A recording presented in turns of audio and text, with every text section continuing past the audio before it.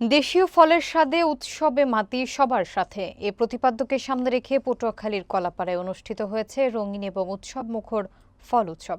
বিস্তারিত থাকছে পলাশ আলদারের তথ্যচিত্রে। মঙ্গলবার সন্ধ্যায় পৌর শহরের অডিটোরিয়ামে স্বেচ্ছাসেবী সংগঠন আমরা কলাপাড়াবাসীর আয়োজনে এ উৎসব অনুষ্ঠিত হয়।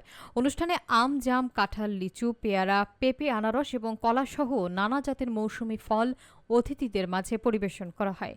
উৎসবের আগে অনুষ্ঠিত আলোচনা সভায় সভাপতিত্ব করেন আমরা কলাপাড়াবাসীর সভাপতি নাজমুস সাকিব। এতে প্রধান অতিথি ছিলেন উপজেলা নির্বাহী কর্মকর্তা রবিউল ইসলাম।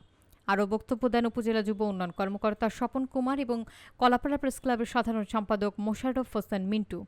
বক্তারা দেশীয় ফলের পুষ্টিগুণ এবং প্রয়োজনীয় ভিটামিনের উৎস হিসেবে নিয়মিত ফল খাওয়ার পরামর্শ দেন।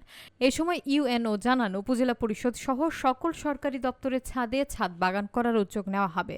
স্থানীয় গণ্যমান্য ব্যক্তিবর্গ এবং নানা বয়সী মানুষের স্বতঃস্ফূর্ত অংশগ্রহণে উৎসবটি প্রাণবন্ত হয়ে ওঠে।